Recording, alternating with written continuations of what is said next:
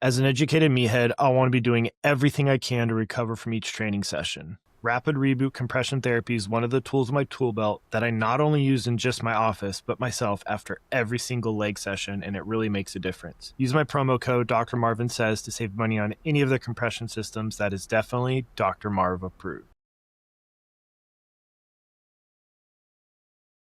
So it comes back to what the dinosaur says. I wear that label proudly because I've been doing this for a long time.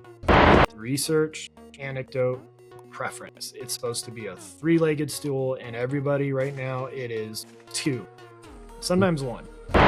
They don't understand that there are massive variables in play that arguably cannot be completely controlled.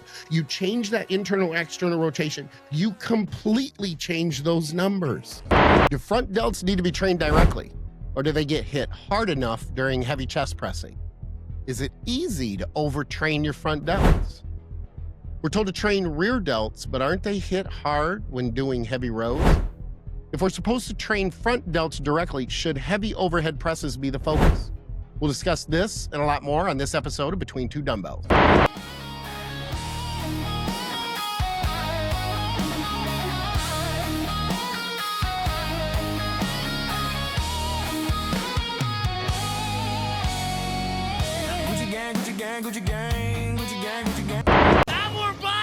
You're Between Two Dumbbells. I'm your host, Skip Hill, and I'm bringing over 40 years of bodybuilding experience to the table, including over 24 years of online coaching. I'm joined today, as usual, by my co-host, Dr. Marv, aka the Educated Meathead. For each show, we posit a thought about a training exercise or a training methodology, and then we deep dive into the minutia. Minutia? Minutia's so bad. Who pays attention to the minutia? Sometimes you pay attention to the minutia, sometimes you don't. That's what we have to figure out. Does it matter? Is it important? Is it not? Sometimes it is, sometimes it isn't. Dr. Marv, I posit. Today I'm going to posit, I'm going to go on record, and I'm going to say, front delts need to be trained. There's this thing in the bodybuilding industry where we argue over everything as if there are black and white answers. This one has gone on for quite a while. We go through phases. Everything in this industry, I think, especially with training, nutrition, gear, whatever, has their cycles. They run through their little trendy phase. And sometimes it runs through a few cycles. It comes back to the cycle that we did, 15 years ago. There are times where the industry says, don't train front delts. You don't need them. They get trained enough when you train chest. Okay, I mean, on paper, that sounds great. But we train our rear delts. But they're being hit while we're training back. So do we not train rear delts? I don't know. Where do you stand on this? Golly, I rarely program front raises, so I think that's an answer. Typically it's only females, with implants, because they're not going to be doing a bunch of pressing because you don't want to shift the implant over, especially if it's under the muscle. So I can't remember the last time. I mean, for me personally, I think I've done front raises like 5 times in my entire life. But why? We know my lagging body parts of my chest, my shoulders are dominant. So all my chest pressing was front delt pressing for the first 7 years of my lifting career. So that might be why I do have a bias. But yeah, when you say front delt pressing, overhead pressing, right?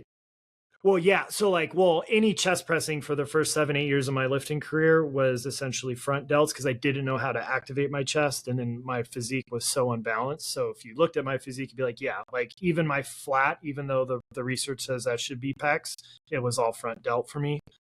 For me, though, if I'm thinking front delt pressing, yes, it is an overhead press variation. Which is overhead pressing mandatory? That's part of today's topic or conversation, because you can make a case for and against. But in terms of isolation front delt, I think I'm going to be going against you, but we will see what we end up at the end of this conversation. Okay. All right. Yep.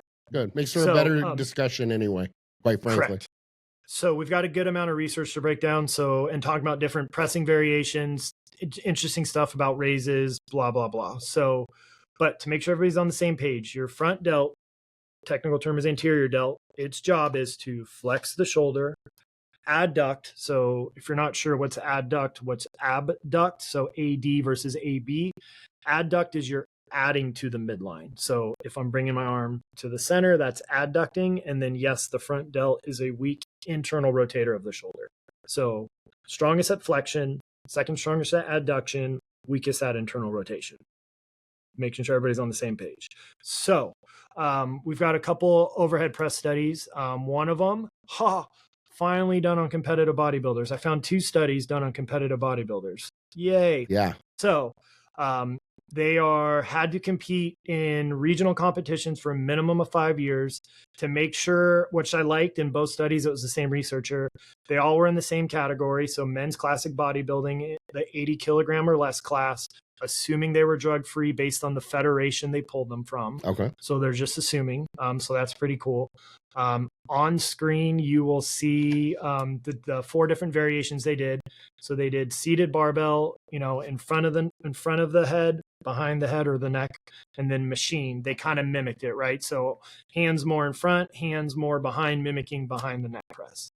And you could see all the different results from EMG. So they did EMG analysis.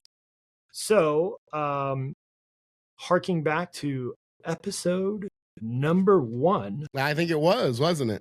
It was. And I want everybody to quickly watch that and then give us kudos for how much better everything is, because it was Right. a little rough back then while we were figuring it out. A bit of a learning curve. Yeah. Yes. Yep. So behind the neck military press, that had the highest anterior delt activation.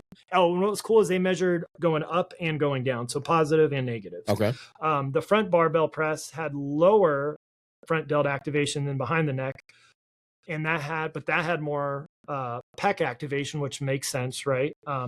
Now the machines. So front machine had lower front delt activation compared to the barbell variations, and the doing the best you can, right? So the wide handles, that had the least amount of anterior delt activation. So barbell was king, behind the neck was king. When we go to okay, hold on. Mhm. I got to be, Yep. because I'm confused here. So the dumbbell, essentially the mimicking the behind the neck press with dumbbells had less or with low machines, and it was machine okay. And then the barbell behind the neck press though had had the the highest. highest anterior. Okay, good. That's gonna set the stage for me going totally against that, and I'm gonna call bullshit right away. I mean, you see it Yeah, coming, but correct. yeah. Yeah. So people can be, they're looking at it going, oh, Skip's gonna Mhm. argue with the study. I'm going Yeah, to. Yeah. Yeah. Okay. Which fair is enough. fine. And that surprised me a little bit too, to be honest with you. I was like, there's a couple things I read 3 times to make sure. I was Right. like, right. So yeah. Now when we look at dumbbell versus barbell presses and standing versus seated, okay, now this was not done on bodybuilders. This was done on a total of 5 men. Remember, usually these studies, not a large sample size. Their only requirement is they've been lifting for at least 3 years. So at least it's better than your average, you've been lifting for a year, we're going to call you trained. The standing dumbbell press had the highest activation of both standing or seated dumbbell or barbell. So that just shows the That I lowest can see. stability requirements. Right. Yes. Exactly. Yep. You have to lean back more to be able to, or round and arch and get, Yep. that I can live with. Yep. Yep. So highlight seated barbell versus seated dumbbell. The barbell was 11% lower. Standing barbell versus standing dumbbell, 15% lower for the barbell.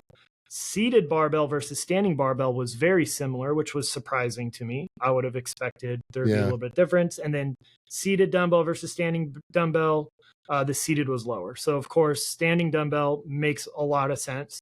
How often do you see bodybuilders doing that? Not very often. And by lower, you mean lower activation of the anterior delt, which to me, well, I almost made a bad statement there that wasn't very clear.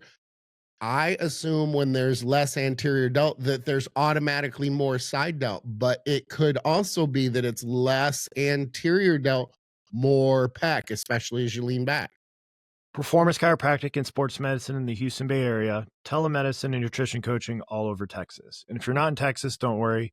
You still do consults through the educatedmeathead.com, where you also find workout programs, seminar recordings, and online courses. So this is a Pandora's box. This is kind of a very Correct. confusing, it's easy to conflate a lot of this stuff and make assumptions that might not be there. But okay, fair enough. All right. Yeah, and what was interesting is the barbell had significantly higher bicep and tricep activation than the dumbbell. And then seated barbell was lower for biceps, but higher for triceps.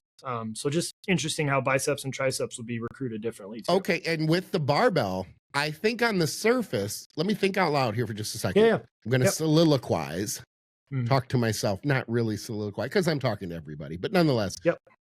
I can see where the barbell could have more, the bicep one's a little odd, but at least with the tricep, because you can push against the machine. Oh, wait. It's not a Smith, it's a barbell. Let me confirm. One of these was with a Smith. This was not with a Smith. This was with a free. Wow. Okay. Yeah. Then I'm Mhm. not going to, that one I can't figure out. I can't figure it out. Yeah, I think it's a lot of just the stability, and you're in this fixed. You can't naturally get everything. So Sure. that's why, starting out, you typically can do a hell of a lot of barbell. And then as you get wear and tear and mileage, you're typically gravitating towards dumbbells, right? For your elbow's sake, for your shoulder's sake. Now also think about though, barbell presses, you're going to have more absolute load. So that has to come into consideration.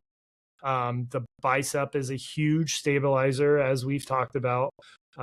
So yeah, it's pretty interesting.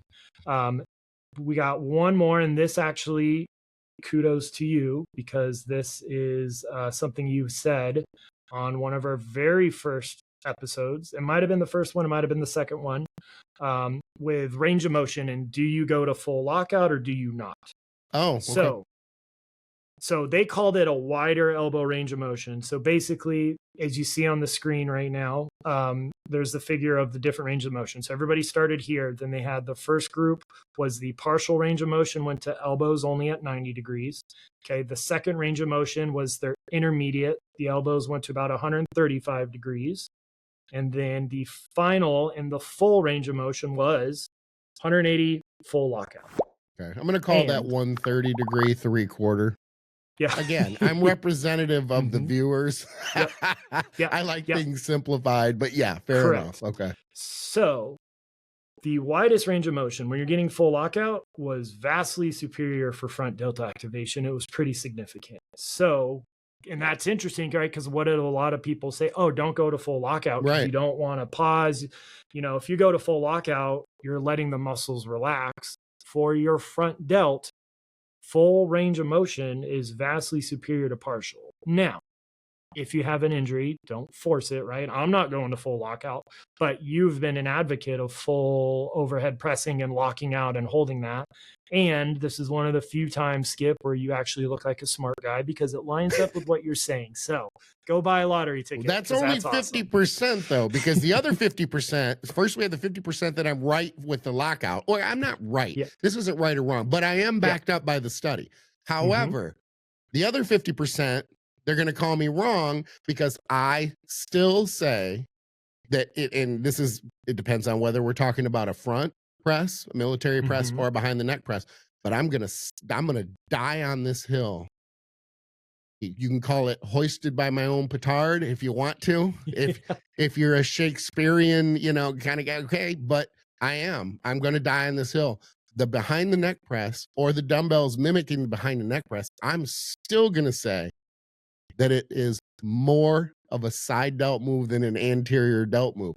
And I know that goes against the ECM read or the ECM numbers. I get that. But in just practical application for so many, I've trained for 41 years. That doesn't mean I'm right. It doesn't automatically, well, you're Skip, I'm right because I've done it longer than anybody else. That's not the point. The point is I have come to that because of that feel, because of and we could argue mechanics. I mean, there's a giant rabbit hole here.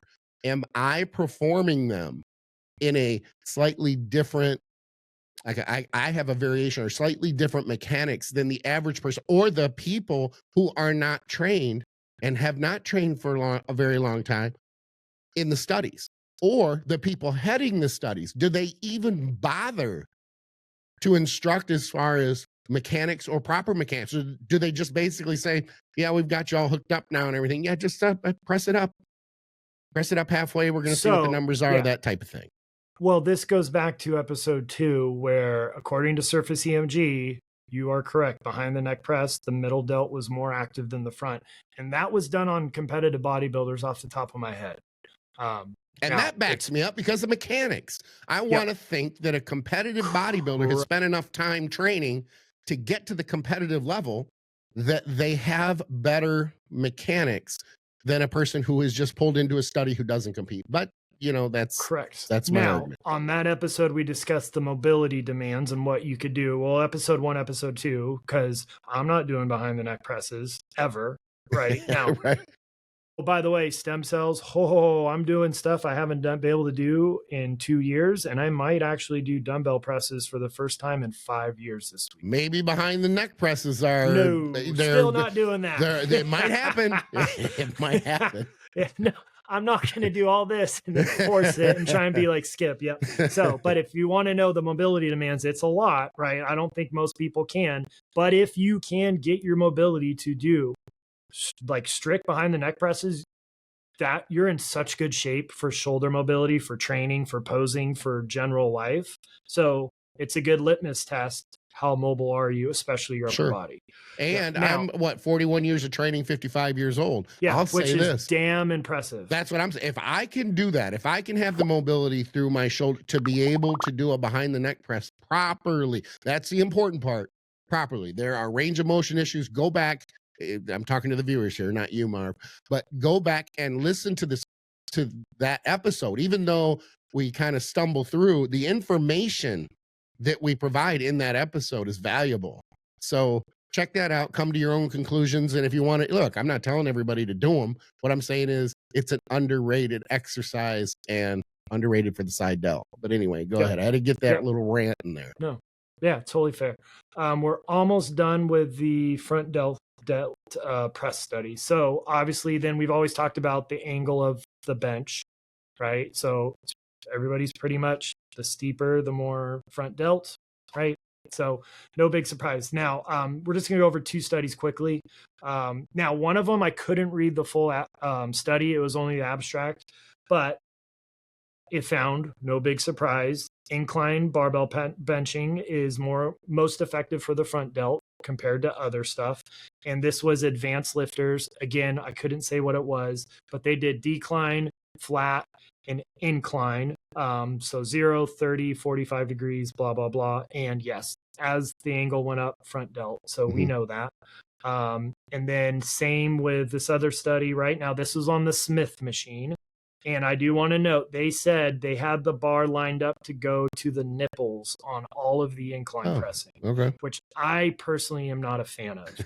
But at least they noted it. Correct. So that you can come away from the study knowing that. So I have strong opinions of where the bar should be going as you get into an incline, but I would like to hear what your thoughts are. Yeah, the more the incline, the more the bar comes up the pec. As far as if we want to call it, I call it a touch line. But, everybody has their labels. Yep. If you're benching decline, and let me explain. Overrated. Yeah, I'll tell you, I agree. But a slight decline on a dumbbell press, I'll tell you this. Totally different. Yeah, exactly. And I'll take a slight decline on a bench if I am given only 2 options. If I'm given the option of flat benching or a slight decline, I'll take the slight decline all day long. And I would argue that the slight decline and the flat barbell press, the touch line is probably, or the touch point is probably very, very close to the same. If it's subtly different, it might not even be visually, you might not catch it visually. As the incline angle goes up, then the touch line or the touch spot can go up as well. But I would also argue this. if I was only given a flat press, and I know we're not going down the chest rabbit hole here, we need to stay on topic, but I want to add this one point.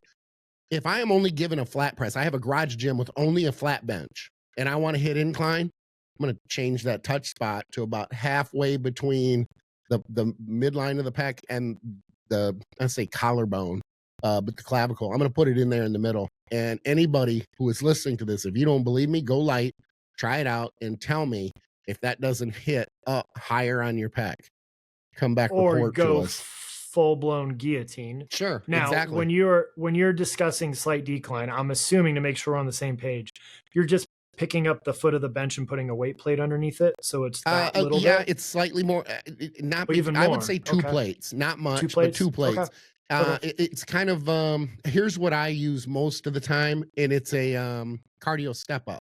Those plastic step up, but without the two plastic not the supports risers, underneath. just Exactly. that. Exactly. Yep. So it's comparable. You could say Okay. one plate, or you could say two, but these days That's you have thin plates and you have old school plates. Yeah, that's probably 2 to 3, depending on That's what I was it thinking. is. I'm thinking, what, 2.5 inches? Something like that? Yeah, because So, I know as have that guys we think 2.5 1980s inches step is aerobic. this long, but it's not. It's only. I was gonna let you do that. Yeah.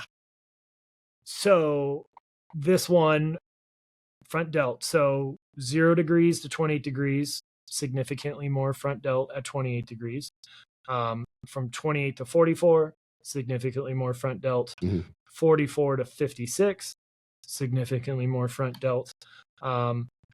And then obviously, anything over 45 degrees is more front delt recruitment, which means for some people, like we've talked about on the incline bench episode, especially with your sternal angle, that 45-degree barbell, that's the bench that's set in stone, the old school incline press, might be a front delt movement. And actually, I will say it is for most people. It was for me. So once I learned feeling your sternal angle, so if you're vertical, you need way less of an incline. If you're like Arnold or Jay Cutler with this super steep rib cage, that's part of the reason why they have some of the greatest pecs to ever grace a bodybuilding stage, because their chest is getting hit on that 45-degree angle, probably even higher. So referring back to that episode. And then the upper pec increased as the angle jumped to 44 degrees. But what I was surprised in this study is they didn't see a lot of change from 0 to 28-degree bench angle, which I would have expected. But again, Smith machine going to the nipple, which I would want the bar going higher, and we don't know sternal angle. So again, just really interesting. And then obviously, when you're a lot more vertical, the lower pecs doing way less work, the middle pecs starting to do way less. Then 2 more things to discuss, 3 more, and then we're done. Then we'll talk about it. So one study, which I was not a fan of, did find that if you do it instability, so you're on they called it a proprioceptive disc. I'm assuming it's the Bosu ball. If you do fly exercises on that, increases front delt activation. I personally hate unstable load training. I think it's super silly. We could talk about that another time, but that was just interesting. Is unstable surfaces increased front delt compared to stable, even with a fly, which, all right, interesting. Yeah. The dumbbells are out there to the side. They got to be stabilized. Correct. Yep. So one of the more interesting studies, and I would never think to do this, and I'm curious, I bet you this is nails on a chalkboard. Asymmetrical loading on purpose with barbell. So we know that your dominant side, your dominant arm, pec major and anterior delt will have higher activation in a barbell press than your non-dominant side. So this played around with, you unload the bar slightly, what's optimal, so where you're getting equal activation, which I never would think to do that. Interesting. Long story short, 2 to 4% asymmetric loading was awesome. It almost got the recruitment to the same, and it didn't mess with fatigue. Once you did a 6% or higher difference, fatigue was super high, and then you had a lot more core activation, blah, blah, and impaired performance. But it's interesting, a little bit more on your non-dominant side, like a 2.5 or a 5 might actually make for more equal recruitment. Now, does that equal more equal gains? I don't know, but I never would have thought to asymmetrically load a barbell. So no. And not only do I not interesting. want to do it, but this is my takeaway. Make sure your grip is right. Because if you're off by Yes. more than 4%, which isn't a lot, then No. you're going to be hitting that side. If you're just grabbing the bar and going and you're not paying much attention to it, I'd even argue that if you're in a Smith machine, that if you don't have the bench set up, it better be within a 4% parameter, or you're going to be favoring one side over the other. Bad move. This is a great rabbit hole, but we can't go down it only because we have to stay focused on topic. But it's really interesting. Oh, it's good enough that this should be a topic. We should talk about this because I do offset barbell for core stuff, but I never would have thought to offset it to equal muscle recruitment. Yeah, me either. Very interesting. Yep, that raised my eyebrow. Then lastly is different raises. So why don't we talk about overhead pressing before we go to the raises? Okay, yeah, I like that. Yep. So you love your behind the neck and you love full lockout. I will program overhead presses, and in my mind, that's front delt with a little bit of upper pec and a little bit of tricep. That's how I view things. How do you view it? Well, I'm still going to do front delt movements, but here's an example. If I train, this is how I train. I train front delts after chest. So the first workout might be chest, front delts, calves. Okay. Then I do back and rear delts the next day. I have a day off. I train legs. Then I come back and I train side delts with arms. So as an example, I am going to program behind the neck press to finish my side delt workout after laterals and everything else. But after chest, I'm not going to, I would not do a behind the neck press, even though the ECM numbers with some of these studies says that, there's a lot of anterior recruitment. No, I'm going to come to the front. I'm going to go high incline dumbbell press, or I'm going to do a seated dumbbell press that has a low back support so that I can take my shoulders over the back. It has to be a short backrest to be able to do that, to essentially mimic or close to that same angle that I would get on a very high angled incline bench where you can't get your shoulders over the back. That for me nails my front delt. So when I'm training shoulders, I am deliberately keeping behind the neck press and the front presses separate, completely separate. And here's the part that just to me has for years backs up my argument. My behind the neck presses 3 days later are not bothered by the fact that I trained front delts earlier in the week. Additionally, I'm not using the behind the neck press as an opener or a big number set. I am coming in with my opener, which is typically a cable, very isolatives type of exercise. Then I'm hitting, it could be dumbbell side laterals, it could be dumbbell upright rows. The point is I separate those two and one doesn't get in the way of the other. My argument would be if the behind the neck press is that anterior dominant, I'm not only training anterior delts once a week with chest and front presses, I'm training it twice a week. And I don't have the recovery, if that's the case, to recover that well and progress. And yet I am. Yeah.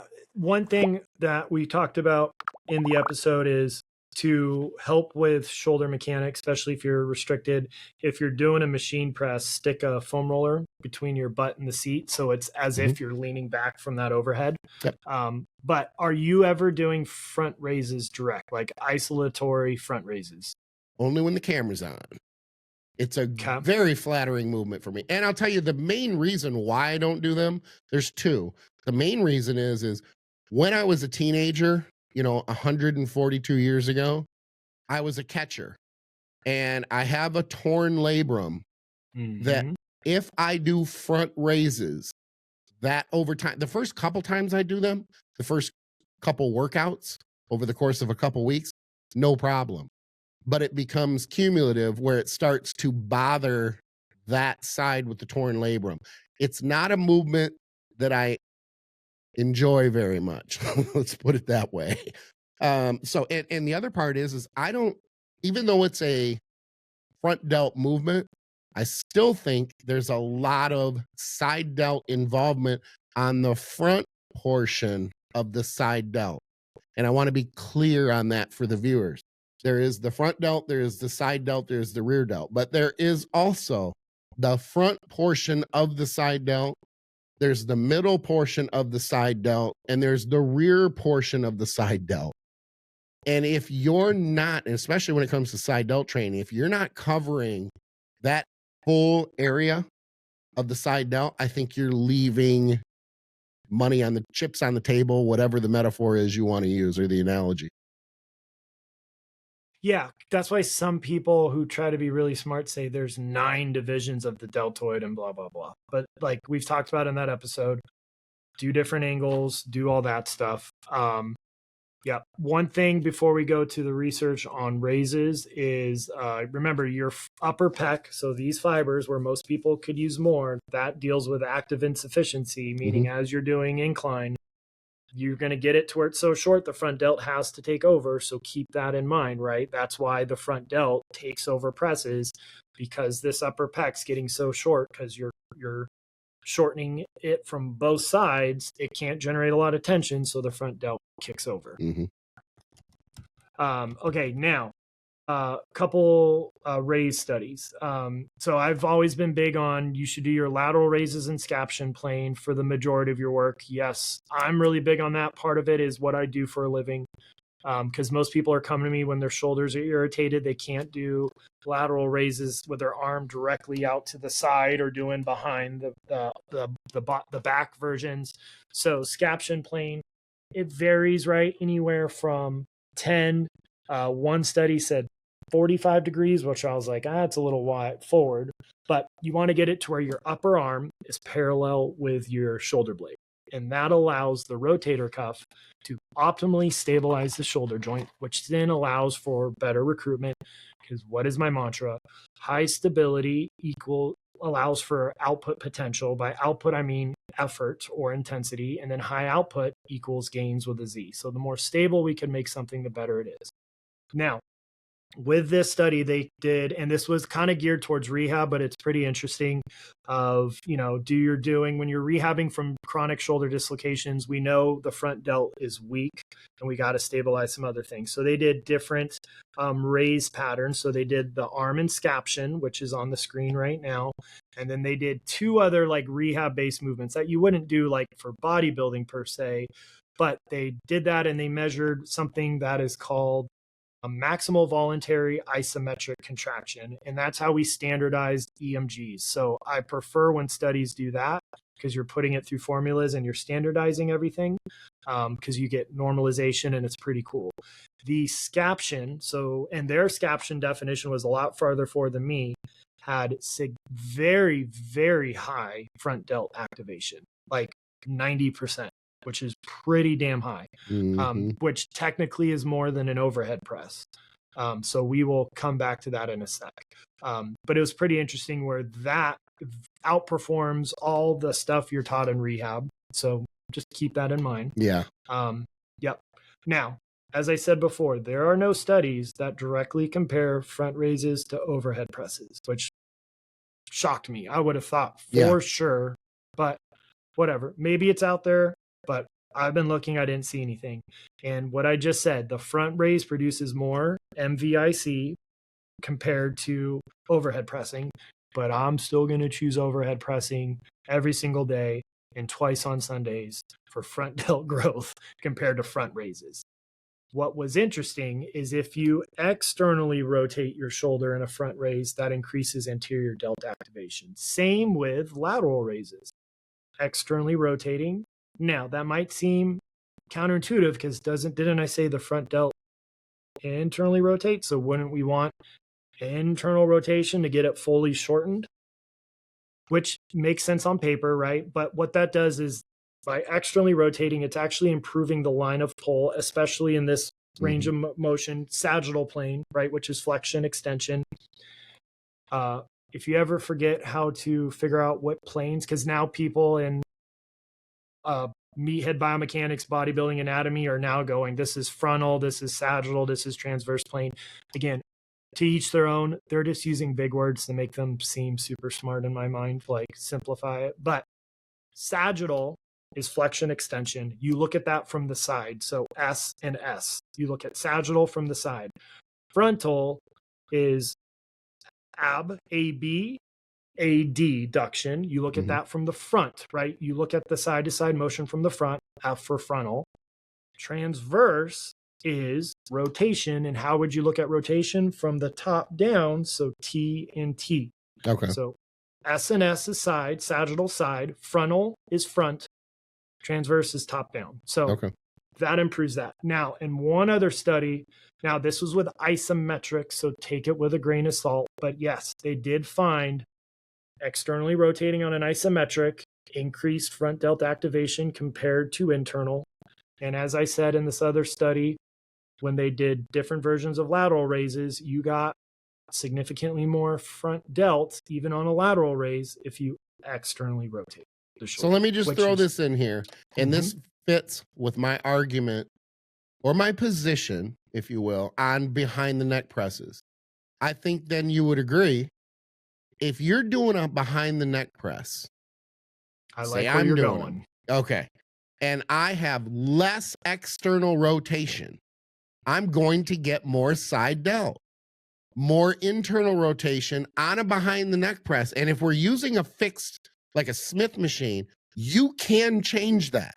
You can slightly internally or externally rotate the shoulder while you're doing the movement. So it comes back to what I was saying before. I want to see the mechanics of not just the press in these studies, but I want to see the mechanics of the laterals.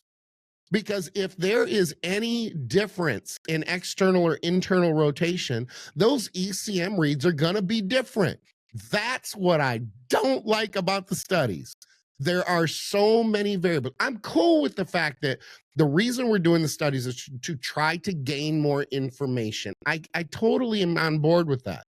But when this one group focuses so much on studies, because it's so trendy now to do that, they don't understand that there are massive variables in play that arguably cannot be completely controlled. You change that internal external rotation, you completely change those numbers. So it comes back to what the dinosaur says. And I'm going to be the dinosaur. I wear that label proudly because I've been doing this shit for a long time. If I am to the point where I'm doing a behind the neck press and I have more side delt, I don't think anybody would argue, well, Skip, that's not where you feel it. You have been training for 41 years. I think people would concede that that's where I'm feeling that, and the explanations that I give behind it to back it up. But they may not feel that. But because they don't feel that doesn't mean that they're doing it the way that I do it. There's differences in range of motion. There may be differences in slight in internal and external rotation. So all of this has to factor in. So I say this, I'll finish my little rant with this. I've always said that back training is the most complicated and complex and nuanced muscle group to train, but the delts are a very close second. The shoulder complex itself, because of the multi-angle and so many different angles. Oh, I completely agree. And if people want more of that rant, we did a whole episode on bro science versus academia. And while I'm supposed to be representative of academia, evidence-based, research, anecdote, preference. It's supposed to be a three-legged stool, and everybody right now, it is two. Sometimes one. Sometimes. Sometimes. Yep, exactly. So that is what I have in terms of research and breaking it down. I will program overhead pressing. I rarely program direct front raises.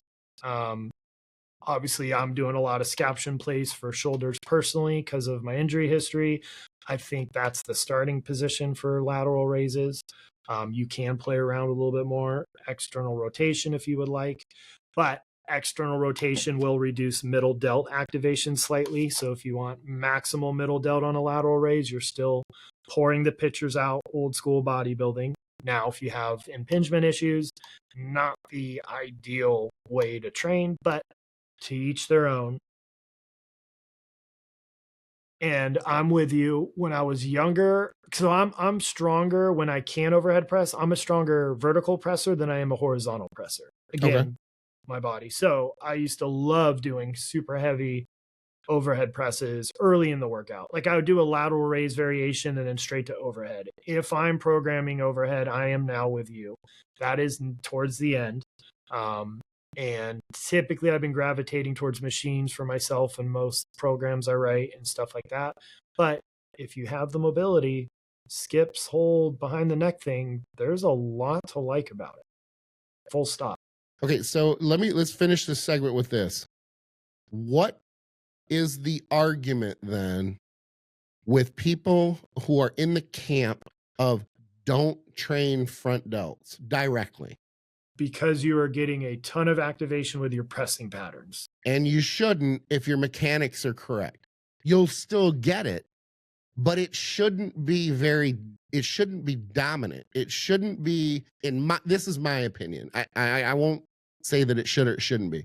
In my opinion, though, if the mechanics are correct with your pressing, you have retracted shoulder blades. You're not, or scapula, shoulder blade, whatever, but you're not doing your incline presses at an absurdly high angle.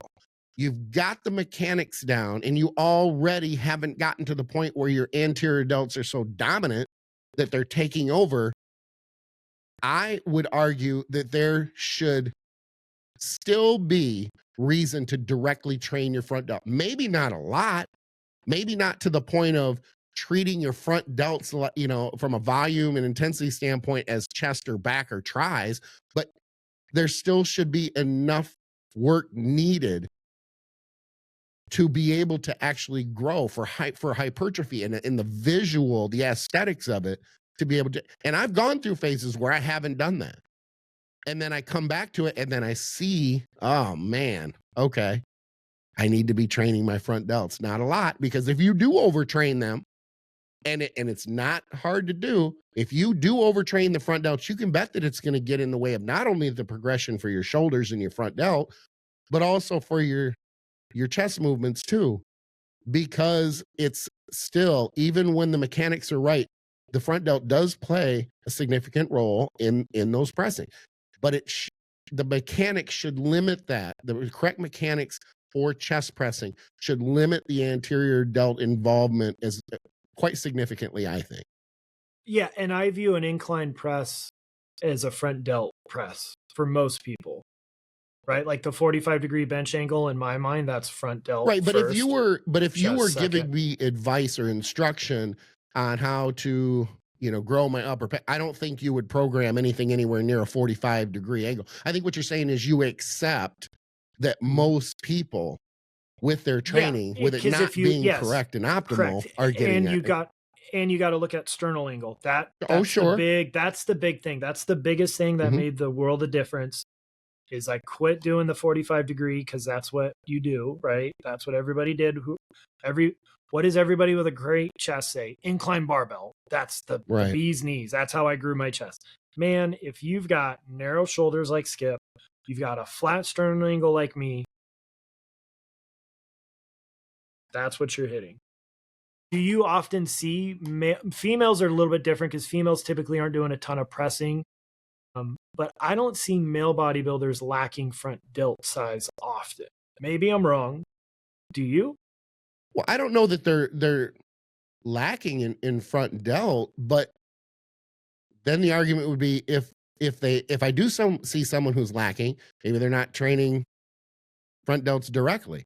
The guys who we see who have that front delt in development, I'd put one of my arms on the fact that they're probably training front delts. And I guess we could do a poll on that. Yeah. Start talking to a lot of the pros that we know and go, look, do you train front delts directly? I'll go back to when I first started in the 80s. You did not pass on overhead pressing or side laterals. You just didn't do it. And we didn't have the advanced machines back in the late 80s either. Now, there was a lot of benching and a lot of other things going on that weren't optimal. Don't get me wrong. But the point is I think we can all agree that was a pretty big shoulder era. It's not that but then you have to argue against the genetic freaks too, the genetic, genetic predisposition is what I'm looking for, where they may not have to train them as much. There's a lot going on there. I just think that you're better off training them optimally, training your chest optimally, training your front delts optimally. And if for some reason you just realize, okay, I'm overtraining, this is getting in the way, then you have to lower that workload somehow with we'll call it 3 knobs. But even though I prefer equalizers, but semantics and all, volume, intensity, and frequency. So I think that it should be trained like any other muscle group from an intensity standpoint, but I do see that the volume can be lower. I mean, it's not a huge muscle group. I'll use myself as an example. I might hit 3 working sets because I'm coming off of chest too. They're warm, they're ready to go. They've been doing a little bit of work. So it's time to get into the work sets relatively quickly, which is part of the reason that I do that after chest. It's already warm and ready to go. I don't need all this time to warm up the entire shoulder area and get everything feeling fluid the way that it's supposed to. So I think we're on the same page. Basically, we're training them in a little bit different ways, but that's going to happen. We're 2 different trainers. We're coming at things a little bit differently, and yet we still have those parallels. So I'm going to check the box and say that I'm right. On that note, let's transition into you ready for it? Yes. Dr. Marv's Prehab Rehab Rodeo Roundup. Woohoo! There we go. I get that right more times than not. My voice doesn't crack, nothing. Yeah, it's pretty impressive. I couldn't do it. I couldn't do it. Yep. The neighbors don't like it. Yeah. So why don't we teach people the correct way if you really want to do an external rotation of the shoulder to warm up your shoulders in the gym? Can we please do it the correct way? Because this mistake is done probably hundreds of thousands of times in a single day all over the globe. Next time you're at the gym, pay attention how often you see this. So on screen is how a lot of people will warm up, which is using a dumbbell, elbow by their side, and externally rotate. Now, that movement is going to create friction, which will tell your body to release more synovial fluid. Maybe if you are a senior citizen, deconditioned to hell, or you just got your arm out of a sling, this could be beneficial. But what direction does gravity pull? Last time I checked, straight down. How is this loading your external rotators? Mm-hmm. So so I think resistance bands that you see on the screen in cables for external rotation with your elbow by your side is vastly superior. If you're going to do it though, what does everybody do? They turn it into a partial lateral raise. So you're going to pin a towel between your elbow and your rib cage and not let that towel go because we're trying to warm up muscles. Now, we need to have an important conversation of what muscle you're warming up. So I'm going to bring out the anatomy app that everybody loves. So here we go. Is it the one with the balls? Yeah. Yeah, I like that so one. Golly, like why? Why did the update? Good Lord. The update. We got to update this. We got to add gonads to this anatomy chart. Good Lord. Yeah. So that's remember what Skip said, front delt. That's not a big muscle. So anyways, I digress. So we're trying to warm up 2 muscles that are your external rotators. Your elbow by your side, this little guy, your teres minor does have the mechanical advantage. That was a made up word. So elbow by your side, that's what you're prioritizing, right? As soon as your elbow goes in space, that doesn't have the mechanical advantage. This guy does, your infraspinatus. And so I really like face pulls as the perfect pre-pressing warm-up, whether you're doing chest or whether you're doing overhead, because you're getting a hell of a lot. Now, both of these will refer pain to the front of the shoulder, so they get misdiagnosed as bicep issues. Okay, so that's really important. And an infraspinatus is the most active rotator cuff muscle when you're pressing, and subscap is the most active rotator cuff muscle when you are pulling. Okay, And so I don't just think keep there's a that in mind. surprise that it's the bigger one, right? Correct. Yep. So if you, let me unshare my screen. If you insist on doing dumbbells for your external rotation, and guess what?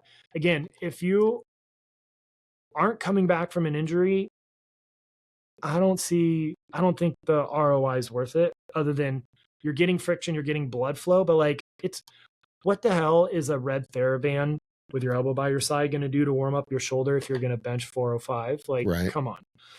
But if you want to use them, you're going to do it one of two ways. Gravity pull straight down last I checked, unless that's changed since the last time I said it a couple minutes ago. So you are going to lay on your side, and now gravity's pulling down like you could see on the screen, and then that's how you're going to do it. Or, again, it's really getting Terry's minor. Something better that's way harder, right, is now shown on the screen, and you're getting infra, right, and you're in scaption, and it's a hell of a lot harder. I think this is vastly superior for warming up your shoulder joint. Again, I still think face pulls are just freaking awesome.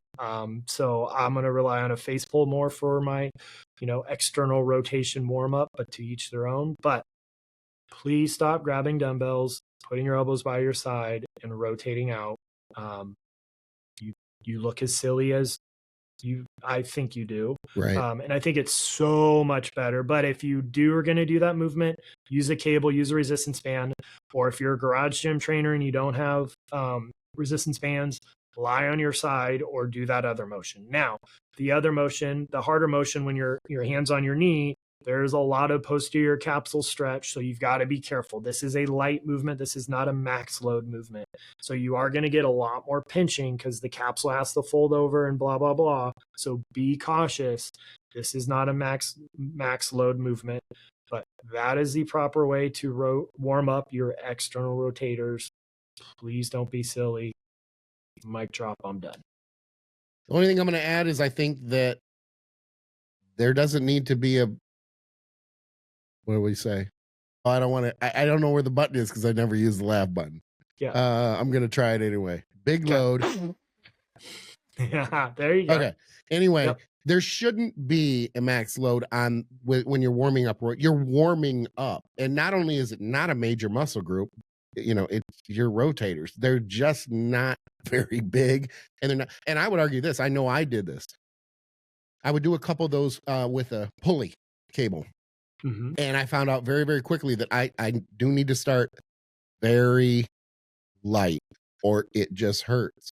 I am going to add one caveat to when you can do that movement with no resistance, because I do it. And you may completely disagree, and that's okay. I know that with my experience, I'm coming back to my shoulder rotation mobility type thing. I'm doing it to warm up with no resistance, but I'm doing it because the right side is a little bit tighter. So the full range of motion through that internal and external rotation kind of opens up. I look at it as almost kind of a stretching than it is more of a warm up. So I'm getting that tightness out to where, and I'm doing them both at the same time, because when the tight side gets to the point where it has the range of motion that the untight side has, then I know I'm good to go.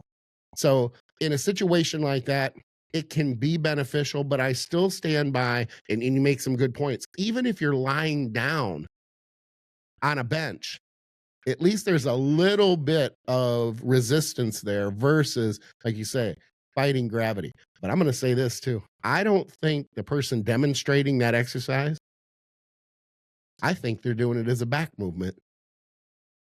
Yeah.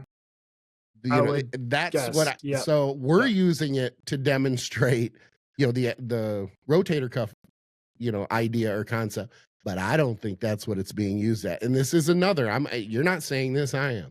It's another example of some really bad information on social media. has every right to put that information out. But at the same time, we have the right, or anybody else has the right to shoot it down and go, please be careful with the information that's out there, because it can, like I said, it's a giant sea of turds. There's a lot of good information, and then there's some really bad information. And I think this would qualify. On that note, I'm going straight into Skips, which is me, cheat meal review. And I got a new food topic this week. Pulling up my notes. Take a shot. Take a guess. What do you think it is? Come on. Hot dogs? Bologna? Pancakes? You're getting close. Okay. Yeah. I think because you know me, it's going to be sweet. A lot of my cheat foods, as we say cheat meal, but it's actually like a cheat snack, or so. Hopefully it's not a meal, because you don't just sit down to donuts. I'm going with donuts this week. Okay. Not just this week. It'll be over the course of the next couple weeks. But I'm going to do my top 5. And today I'm going to go with number 5 and number 4. And this one was difficult too. Viewers, please understand that I've had a lot of these foods, and I've had some really good ones. But I don't want to list, a place that's 2 blocks from me that you're never going to have an opportunity to get your hands on or to shove in your talk hole unless you come visit me. West Palm isn't a big vacation spot. So anyway, number 5, and I know some people will roll their eyes, it's kind of the in and out of donuts, okay? A Krispy Kreme. I have to get them in my top 5 because at the end of the day, it's still you know a what you're Krispy going to Kreme. get. Yes. And you know what you're going to get every time. For the last, 80, 90 years? I mean, they've been around forever. And if you get that original glazed off the belt while the sign is on, it just melts. Next time you have a Krispy Kreme glazed, just take it and as an experiment, just wad it up into a ball, because it'll come out about the size of a ping pong ball. Yeah. You can eat a lot of those. You might not feel very good, but you can eat a lot of them from a volume standpoint. They just literally melt in your mouth. It's still a good donut. Is it the number 1 spot? No, it's not the number 1 spot, but it's also very cost effective. They are not expensive donuts. And I promise you that as we climb the top 5, they can get pretty expensive. Plus, what's something that gets you immediate joy when you're driving past a Krispy Kreme and they flip the light on while you drive by? I mean, come on, you're a kid. Exactly. Like, that's pure joy. Yep. Agreed. Takes me to number 4, Lamar's Donuts. Now, not a huge chain, okay? Not like Krispy Kreme. And quite frankly, Krispy Kreme used to be a lot bigger. We lived in Denver. I think we had 4 or 5. But that was in the early 2000s, and they had to reorganize. Jamba Juice and them took a big hit. Yeah, they had to reorganize a little bit. So they closed a lot of stores, but they only kept 1 in Denver. But I don't know how they're doing today, but the donuts are still good. Mars is a comparable donut. Been around for a long time. I want to say like the 30s. So, I mean, we're coming up on 100 years. Okay. The cool thing with Lamar versus Krispy Kreme is Lamar has a lot of flavors. They have a much larger variety. Krispy Kreme, if I had to guess, it's about 10 flavors worth of donuts. It's in there somewhere. In fact, I heard that they took away the glazed cream fill. That was like, and it should have been an iconic, like, how can you take something away like, but anyway, they did away with that. So they're in the 8 to 10 flavor area. Lamar, I don't know, 3 times that, 4 times that. They have a substantial, their list is huge, substantial selection. So it's a comparable donut, cake donuts, and I think they're called yeast donuts, the ones that are real fluffy and they just melt in your mouth. So very similar, more flavors, been around a long time. That's my number 5, Krispy Kreme, and that's my number 4, Lamar. Got the number 2, number 3 spot on the next show, and then the top dog. Nice. All right. I have a donut once every 4 to 5 years. That's just not fun. I don't know if you're going to be that fun to hang out with, Mark. I know. We have metronome. We have no donuts in your diet. I mean, you didn't even know what a fruit pie was. I said I was going to send you a Hostess fruit pie, and I still haven't done that. The guy has, to the viewers, the guy has not had a Hostess fruit pie. That's blasphemous. Like, come on. They were my growing up breakfast meal. It was like breakfast of champions, those and honey buns. Anyway, Q&A. Yes, sir. All right. I think we can knock out two real quick. One of them's I'm the star of the show, just because I think it's a question that's going to come up in a ton. And then one fun discussion. So real quickly, from Fugatti Official, I've got a little let me start over. We'll try it again. All right. I've got a little bit of imbalance in my right arm. Short head, the inner head, is noticeably more developed, and long head less developed compared to my left arm. I also have a little bit of golfer's elbow on the right arm. Is there a relationship between the long head not working, the short head overworking, and golfer's elbow, and any recommendations with that? So I thought it was like a really good critical thought of somebody noticing differences side to side. I will say there is no direct relationship with the biceps and golfer's elbow, because that is a wrist flexion and pronation musculature issue. Fun fact, the short head is more advantageous to flex, and the long head is more advantageous to supinate. So just fun facts. Now, golfer's elbow, real quickly, it's way less common than tennis elbow. So tennis elbow is 3 to 10 times more likely. We've talked about this in the past. It is a load management issue, especially when lifting weights. But normally, I think off the top of my head, 80% of the time, it's your dominant side. So it's day to day. You already mentioned, my right side is tighter when I'm warming up my shoulders. It's because it's your dominant side. You want a fun experiment, put your dominant arm in a sling for 1 hour and realize you do everything with your dominant side. So that's going to be slightly internally rotated. That's going to be probably a little bit farther forward, blah, blah, blah. That's why your dominant side is tighter. With athletes, overhead athletes are notorious for this, but it comes from improper warm-up. So yes, you need to do your warm-up, not just because I'm beat up and Skip's a dinosaur. Do your warm-up because we want to warm up tissues. Poor conditioning, right? Too much. We have weakness, inflexibility, and improper technique for Gen Pop, obesity, type 2 diabetes, and smoking or risk factors. So hopefully you don't have either of those as somebody who lifts. But if you're a Gen Pop who found our show and it just started working out, just keep freaking going. Just Groundhog Day, you could do it. We've highlighted with a couple physique reviews of people losing 100 pounds. That's freaking awesome. So keep at it. Now, what are we going to do real quickly? Well, you're going to remove the insulting movement. That also means you're probably going to be using lift straps in the gym, or like ankle cuffs could be really helpful while you're trying to train around golfer's elbow. So that could be really important. We need to treat the elbow. So in office, that's dry needling, shockwave, laser, manual therapy. I love blood flow restriction, both from a treatment and a training standpoint, right? If you got golfer's elbow and you do some blood flow restriction that we've talked about, and then you do your arm work, your elbow will feel a hell of a lot better. So that's a little hack. I even have a strongman. He's got elbow pain overhead pressing. He's a Masters Nationals world champion. He does BFR on his tricep with light band press downs. Then he does his log press and he has no elbow pain. So that's something you could do. Then the pain's here. I'm looking above and I'm looking below, because he who only looks at a side of pain is a fool. So I'm looking at the wrist, grip strength, range of motion, especially pronation, supination, and extensors, because a lot of times these are weak. These are weak in most people, but that really seems to play out in golfer's elbow. You're going to look at shoulders, especially external. You're going to look at the neck. You're going to look at your upper back. And then you're going to do a lot of isometrics, a lot of slow eccentrics. Like I said, blood flow restriction's awesome. It is a Band-Aid, but counterforce braces are super helpful when you have a flared up elbow, whether it's golfer or tennis.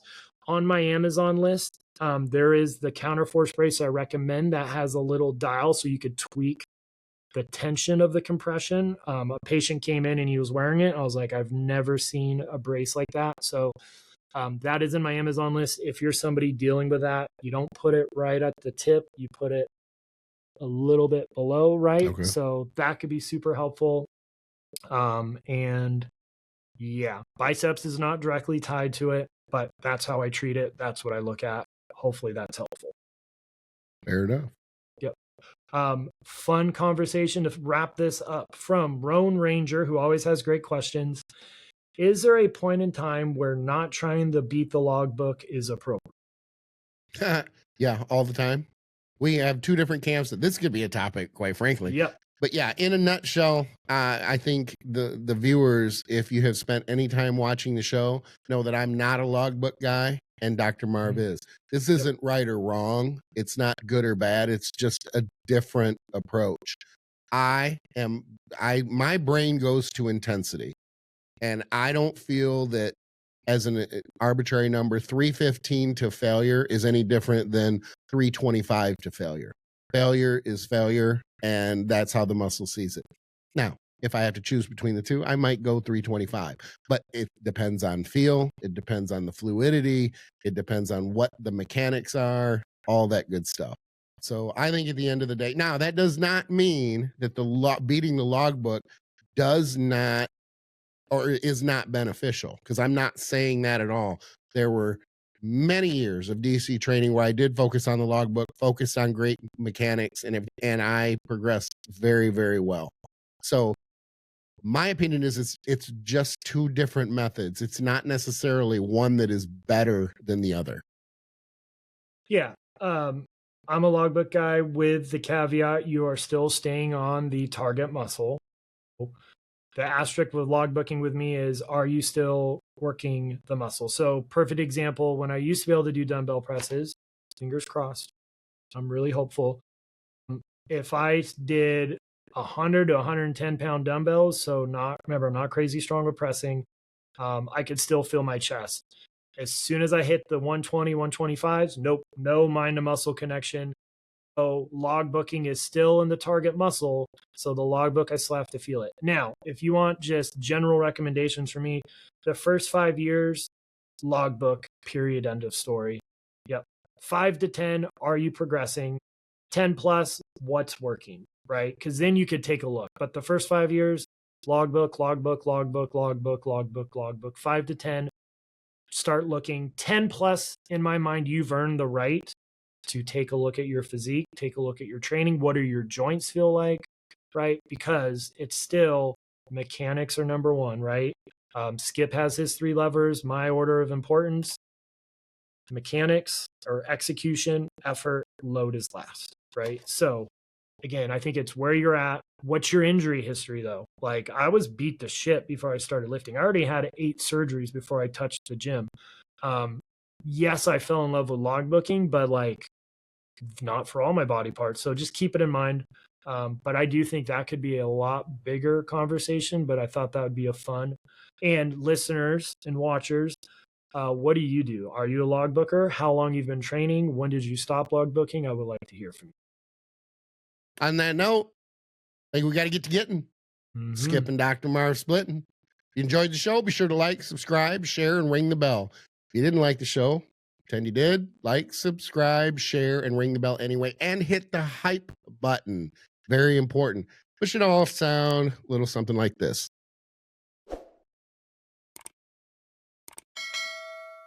Be sure to use the TrueNutrition.com link to save 10% on not just Team Skip protein, but every supplement they sell. You can reach out to Dr. Marv at theeducatedmeathead.com, and you can reach out to me at teamskip.com. If you enjoyed the episode, be sure to click on this link for another episode of Between Two Dumbbells.